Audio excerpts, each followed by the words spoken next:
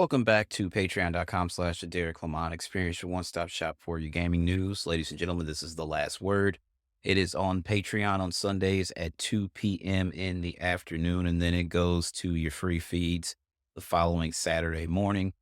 Today I just want to kind of talk about Microsoft and Xbox and what's going on with the brand. It seems that they have a brand identity issue, and I can't exactly figure out what they can do to help themselves at this point.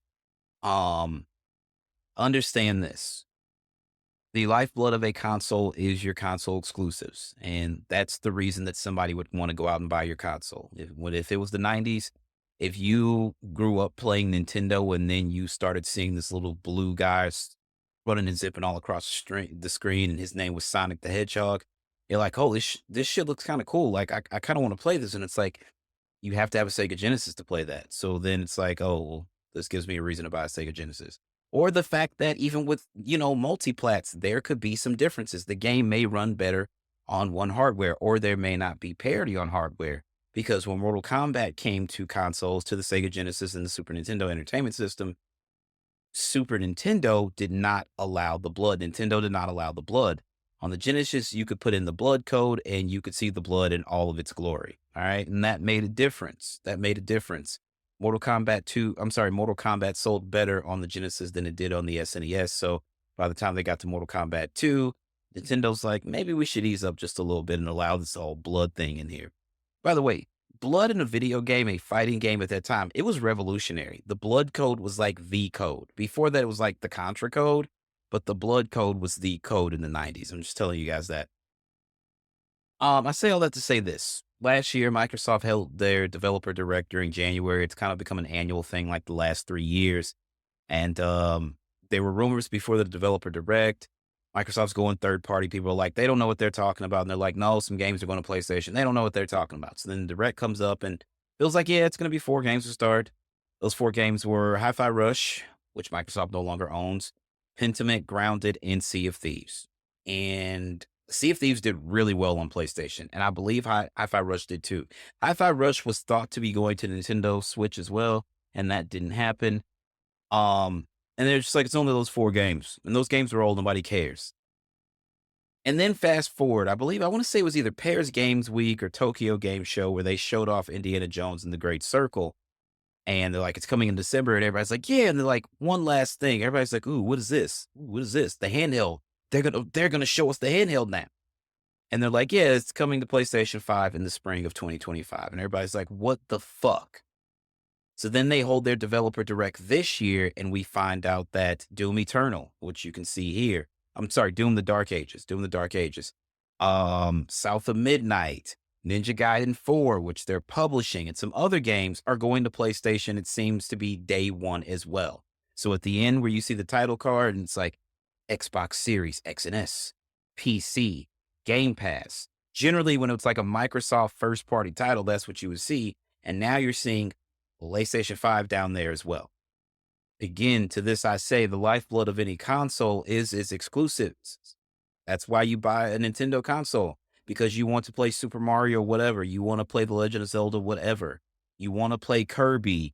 You buy a PlayStation because you want to play Gran Turismo or Spider-Man. And really with PlayStation, it's not exactly the same either, because there are PlayStation games going to PC. Now, apparently Sony is going to reverse course on that.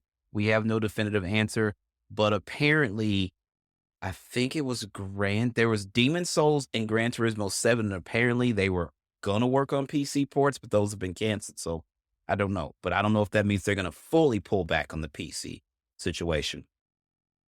I say all that to say this. Microsoft has a brand identity issue, and they've always had one. There was one generation where Microsoft was hitting on every cylinder, and that was the Xbox 360 generation. They were known as the cool box, the shooter box, this, that, and the third. They also came to market a year before the PlayStation 3. They were supposed to wipe Sony off the map that generation, and it just didn't happen.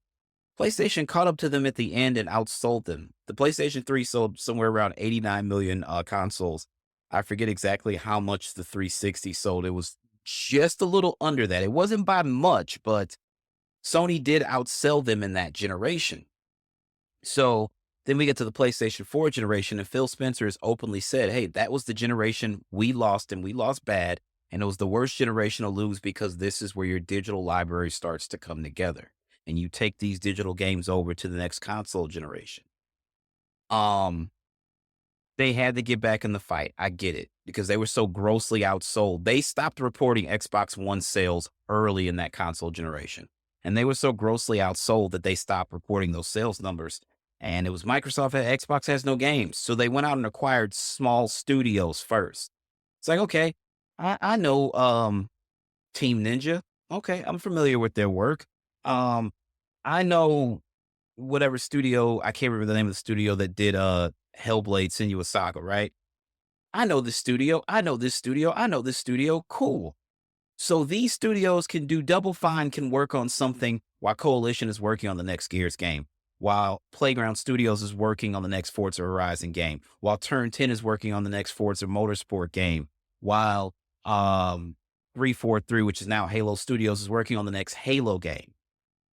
It seems like that wasn't enough. So what they did, number one, Game Pass sounds like a great idea. And it is a great idea, but it was never sustainable. It was never sustainable. Had it been the way where it initially launched, where they had a bunch of older games and third-party games because they paid developers and publishers to put their games on Game Pass, and especially if you're a small dev or an indie dev or something like that, and maybe your game isn't going to sell a lot, yeah, you'll take that check to keep your studio open, right? But these bigger publishers, no, I don't want to give you my game day and date on your subscription service because nobody's going to buy it on your service. They're going to play it through the subscription. Whereas on the PlayStation 5 or the PC, they're going to have to buy it. Well, I don't know how many games were in Game Pass console and PC that were day and date from other developers and publishers. That would be an interesting metric that I would want to find out. Microsoft made it easy for their ecosystem to not buy games. And then the outcry came when they took away in day and date from the other tiers and made it exclusive to Game Pass Ultimate. So to that point, I say to you this. This was breaking as of today. Microsoft is planning a new price increase for Game Pass subscriptions, and the change is scheduled to take effect on March 1st of 2025. I am filming this on Wednesday, February 5th of 2025. That means that this change is less than a month away.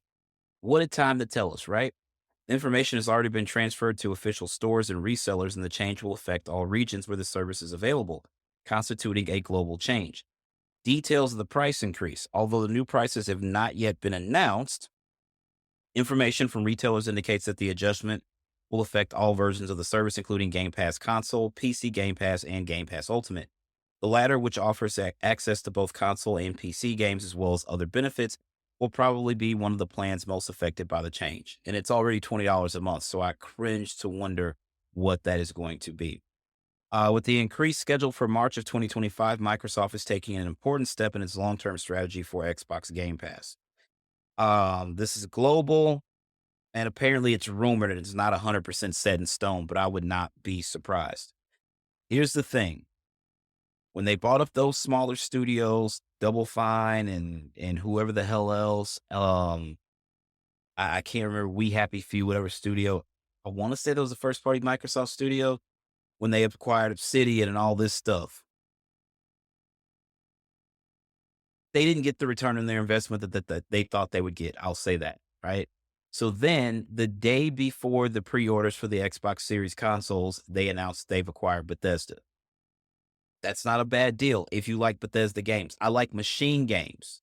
I like that studio. I'm not crazy about Obsidian, and I'm not crazy about Bethesda Softworks, right? Not a fan of Fallout. Definitely would never play the Elder Scrolls. So many people are like, you should play Skyrim. I should not play Skyrim because I can tell you right now, it's not for me. I can look at the game and tell you this is not a game I'm going to enjoy. Cool. You could have stopped there, but that didn't really move the needle like you thought it would. Well, what's going to move the needle? What is the biggest game? What is that game? Call of Duty is that game. So then they go after Activision Blizzard, and then they have to fight with the FTC and other trade commissions and stuff around the globe to get the okay for the game, for the publisher, and they win. Then say, okay, well, what are we going to do now? Are we going to put Call of Duty in Game Pass? Fuck it, let's do it. Call of Duty's in Game Pass. However, Day and Date is no longer available on all Game Pass tiers. It is only available on Game Pass Ultimate. So now you've already pissed off the people you've put in this ecosystem by saying, hey, we're going to need $20 a month from you in order to have Day and Date games. When you paid maybe, I guess, 10, $11 or whatever for console Game Pass. You know what I mean? So that kind of stuff just makes you wonder, what's happening next? What's going to happen next? We're hearing about price hikes. We know that the next console is already in R&D. But the board of directors and the shareholders, they want that money back. They want that $80 billion that they spent acquiring Bethesda and Activision Blizzard.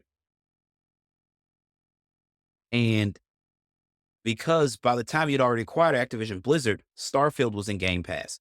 Overwatch 2 was in Game Pass, which was free to play either way. But all of those other games went to Game Pass. And they went, if it was a new title, it went Day and Date. Game Pass was not sustainable. And we all told people this before. They're just like, you guys are ponies. Nobody wants to hear this shit. We gonna hold the line. Some of them held the line and some of them didn't. Some of them signed the PlayStation contract. Believe me, I've seen them. You're in a position now where Day and Date is only available on Game Pass Ultimate. The price is seemingly going up. And you're now putting your exclusives on your competitor's console. So I say to you this. You more than likely, I would imagine they definitely have not recouped that $80 billion because their revenue was down. We know this from the investors call. And the Xbox Series X and S is trending 4% behind the sales of the Xbox One, which is the generation they could not afford to lose, but they definitely got mopped up.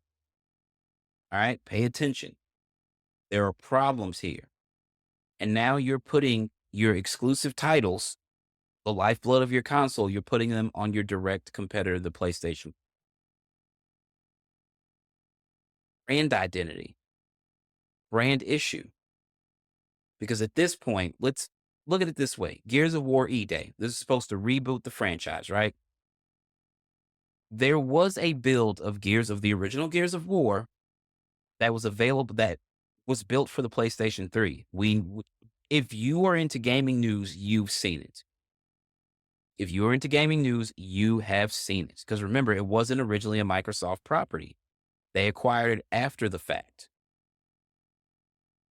So now let's reboot the franchise. And they say this Gears of War trilogy remastered, the Marcus Phoenix collection, is coming. And it's going to go to PlayStation 5.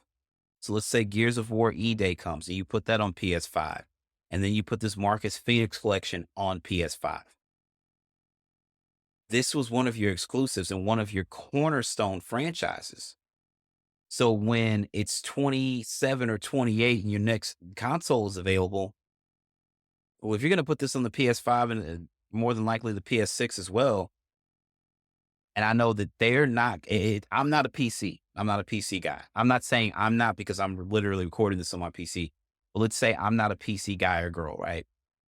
I want to build a PC. I don't want to spend that much money on a graphics card. Okay, buy a console. Which one should I buy? Well, if you buy an Xbox, you can play these games. But you can also play those games on a PlayStation. What about the PlayStation games? Yeah, you're only going to be able to play those on the PlayStation or PC. But there's a kicker to that. The Microsoft games go to PC day one. The PlayStation games are going to take at least a year or so before they go to PC. Are you comfortable waiting to play The Last of Us Part 3 whenever it comes?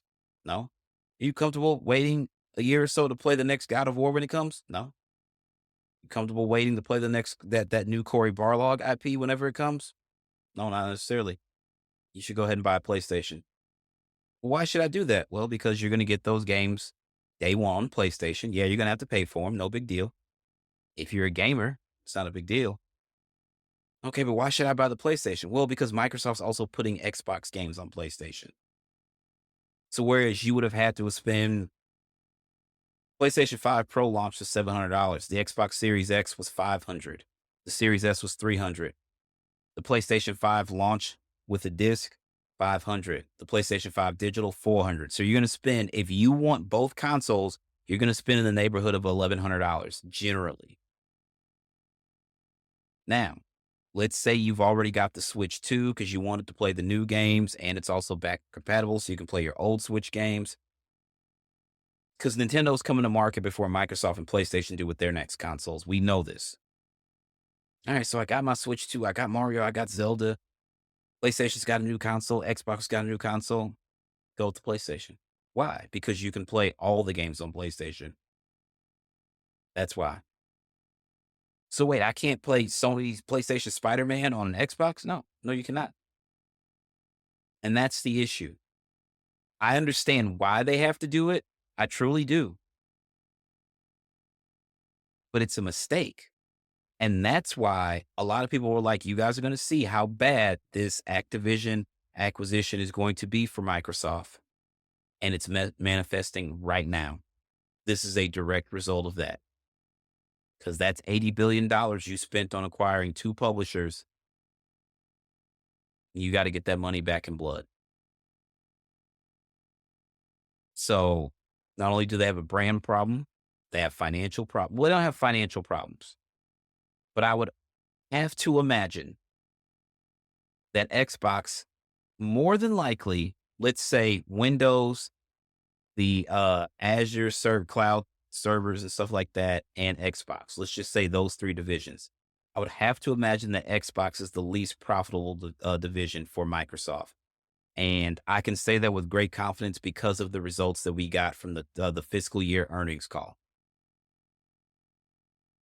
The Xbox Series consoles are trending behind the Xbox One. And Microsoft stopped releasing sales information for the Xbox One early in the console generation. And then they changed the narrative. Oh my God, the Xbox has 12 teraflops. The Project Scorpio has 6 teraflops. 6 teraflops. Nobody knew what a teraflop was as far as a unit of measurement or anything like that. It's got more teraflops than the PlayStation. And then when CES happened in 2020 and we got the specs for the PlayStation 5, developers are like, holy shit, this is amazing. The IO put through and all this stuff, this is going to be great for developers. And then you have armchair developers saying they have less teraflops than the GPU. The Xbox is going to eat this thing for lunch. And then because you're in this war with the trade commissions and things like that, the regulatory boards, you have to disclose all these documents. And there's a discovery phase. So Phil's emails get leaked. Well, not even leaked because you had to give them up. So the day of CES, Phil emails people around Team Xbox and says, yeah, after seeing the PlayStation specs, it's clear we have the better product. And then we see all these third-party games and they inherently all perform better on the PlayStation 5 because the developers have been given more headroom and stuff like that. And that custom-built SSD. Or we see the email where Phil tells Team Xbox that I think Nintendo has to understand that their future runs through Xbox. They're Nintendo. They've been doing this since the 80s, man. They're no Johnny come lately. You just got here. They're Mike Tyson's Punch Out. There's Super Mario Brothers 3. There's Super Mario's. They're Duck Hunt. They're Rad Racer. They are anything you can think of. They're Captain and the Game Master. Like, what are you talking about? They're Super Nintendo. They're Super Mario Worlds. They are the Legend of Zelda.